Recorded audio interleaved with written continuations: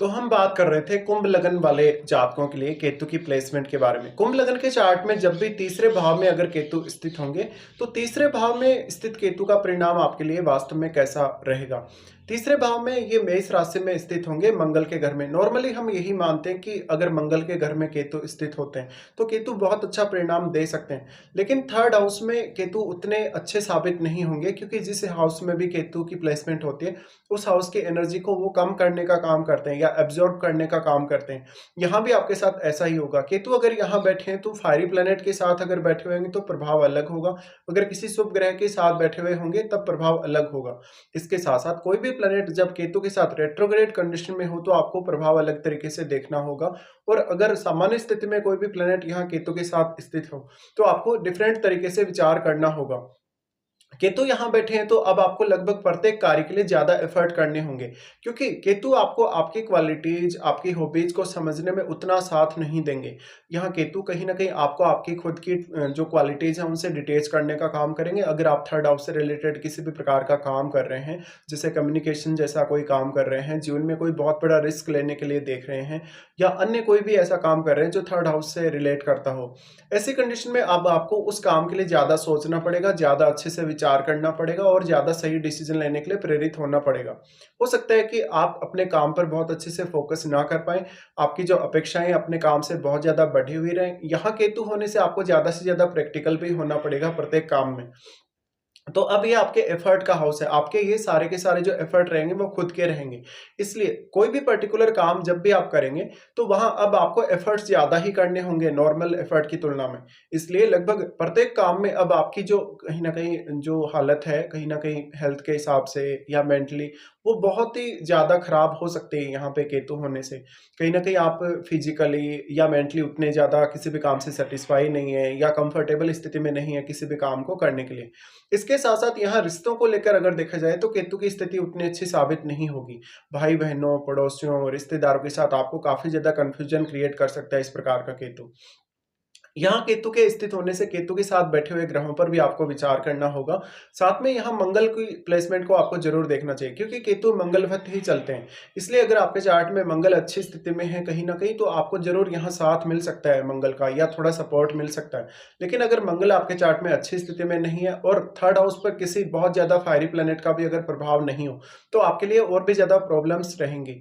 केतु यहाँ बैठे हैं तो सबसे पहले आपको अपनी खुद की क्वालिटीज़ पे ध्यान देना रहेगा। आपकी खुद की हॉबीज़, आपके खुद के टैलेंट पे आपको ज़्यादा से ज़्यादा काम करना रहेगा। और समय के साथ-साथ आप अपने आप को कितना ज़्यादा इम्प्रूव करते जाएँगे, अपने आप को कितना ज़्यादा अंडरस्टैंड करते जाएँगे, ये बहुत महत्वपूर्ण है आपके लिए। केतु यहाँ बैठे हैं तो भाई-बहनों के साथ, पड़ोसियों और रिश्तेदारों के साथ संबंधों को लेके आप इमोशनल होने की बजाय जितना ज़्यादा प्रैक्टिकल होंगे, उतना आपके लिए अच्छा होगा। यहाँ केतु के बैठने से जीवन में बहुत सारे एफर्ट्स आप ऐसे करेंगे जिनका एफर्ट आपके काम ही नहीं आएगा, जो मेहनत आपके लिए व्यर्थ जाएगी। इसके साथ-साथ जीवन में बहुत सारा ऐसा ट्रैवलिंग भी आपका हो सकता है, जिस ट्रैवलिंग से आपको कोई फ़ायदा नहीं हुआ हो, बाद में आपका टाइम भी बहुत ज़्यादा खराब हुआ हो और दूसरे कामों से आपका फ़ोकस भी हटा हो।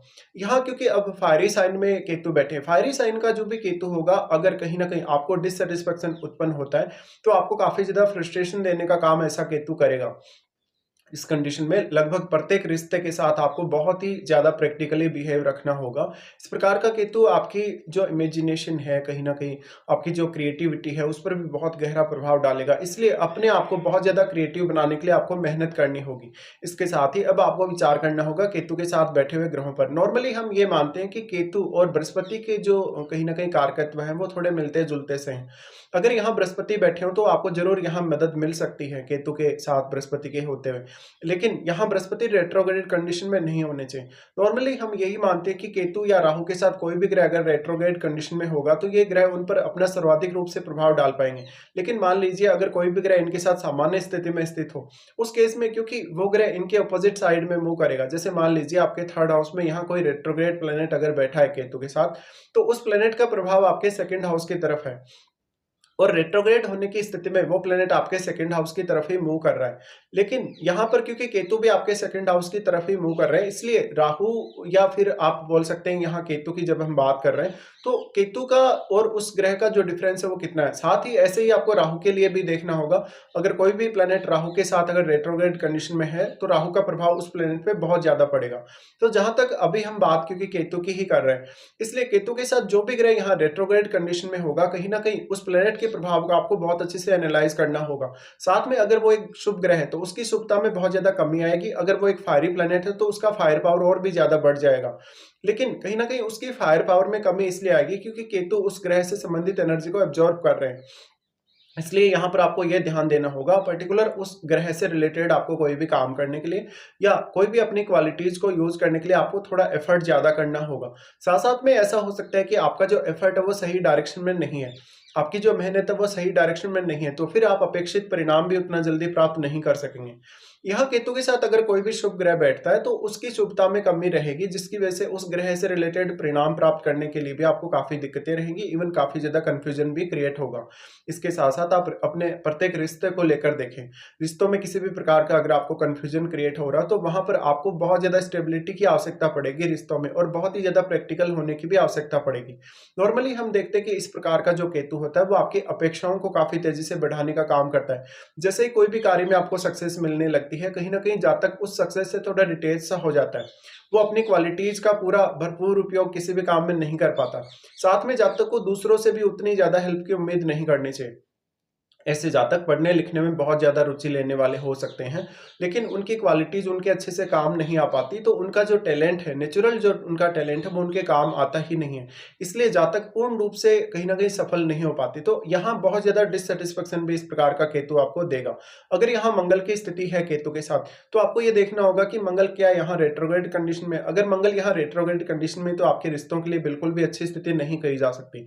अगर मंगल यहाँ सामान्य स्थिति में, तो कुछ हद तक जरूर आपको हेल्प कर सकते हैं आपकी हार्डवर्क में। बट यहाँ पर आपको रिश्तों से किसी भी प्रकार की उम्मीद नहीं करनी चाहिए, भले ही आपका कोई भी रिश्ता हो, चाहे वो थर्ड हाउस से जुड़ा है, किसी भी अन्य हाउस से जुड़ा है, डायरेक्टली या इनडायरेक्टली अगर उसका संबंध थर्ड हाउस से है तो भी। इसके साथ ही अब थर्ड हाउस में अगर केतु बैठे हैं तो नॉर्मली जातक है वो या तो विदेश यात्रा करने के बारे में सोचेगा या लॉन्ग डिस्टेंस टूर करने के बारे में सोचेगा। अब सिर्फ और सिर्फ आपको राहु ही यहाँ ज्यादातर मदद कर सकते हैं। तो यहाँ पर अब क्योंकि थर्ड हाउस में जो केतु हैं वो दिखाते हैं कि पास्ट लाइफ में आपने काफी कुछ इस हाउस से रिलेटेड रियलाइज करा है, काफी कुछ आपने इस हाउस से रिलेटेड अचीव करा है पास्ट लाइफ में। तो अब आपका जो ऑब्सेशन है कहीं ना कहीं वो आपके नाइन्थ हाउस से जुड़ा है, और थर्ड हाउस से रिलेटेड कार्यों में आपको ओनली यहाँ पर पहले से ही मैक्सिमम सेटिस्फेक्शन जो है वो मिल चुका है। इसलिए कहीं ना कहीं अब आपका इस जीवन में जो ध्यान है या इस जीवन का जो आपका उद्देश्य है वो नवम भाव से जुड़ा हुआ होना चाहिए। हालांकि फिर भी इस प्रकार का केतु आपको पढ़ने लिखने में, आपको हायर स्टडीज में काफी मदद कर सकता है। इसके साथ ही आप ये भी बोल सकते हैं कि यार राहु का प्रभाव भी, राहु आपके नाइन्थ हाउस में बैठे हैं और वो यहाँ केतु पर अपनी दृष्टि डाल रहे हैं। बट आपको यहाँ ये समझना होगा कि जो राहु के साथ प्लेनेट बैठा है, वो प्लेनेट राहु के साथ जो भी यहाँ बैठा है आपके नामम भाव में, कहीं ना कहीं वो प्लेनेट यहाँ केतु पर और केतु के साथ बैठे हुए प्लेनेट पर अपना काफी स्ट्रांगली प्रभाव डाल पाएगा। ऐसा इसलिए होगा क्योंकि राहु के साथ बैठा हुआ ग्रह राहु की वजह से काफी ज्यादा मल्टीप्लाई हुआ है, लेकिन केतु के साथ जो भी प्लेनेट बैठा है कहीं ना कहीं वो केतु से काफी ज्यादा डिक्रीज हुआ है। केतु ने उनकी जो क्वालिटीज है उनको कम किया है या एब्जॉर्ब किया है, इसलिए केतु के साथ बैठे हुए ग्रह की जो क्वालिटीज है वो एक्चुअल में कम हुई हैं या उसका प्रभाव कम हुआ है, जिसके लिए आपको अब ज्यादा मेहनत करनी होगी, उस ग्रह का प्रभाव बढ़ाने के लिए आपको एफर्ट्स करने होंगे। बट क्योंकि राहु के साथ जो बैठा हुआ ग्रह है उसका मूवमेंट जरूरी नहीं है कि उसका मूवमेंट राहु के साथ ही हो, इसलिए वो ग्रह एकदम फ्रीली यहाँ केतु पर और केतु के साथ बैठे हुए ग्रह पर प्रभाव डाल पाएगा। इसके साथ साथ आपको अपनी महादशा को जरूर देखना चाहिए, क्या वास्तव में आपको केतु की महादशा है या केतु के साथ बैठे हुए ग्रह की भी अगर आपको महादशा होगी तो कुछ उसी प्रकार के जो प्रभाव है आपको उस दशा में भी देखने को मिल सकते हैं।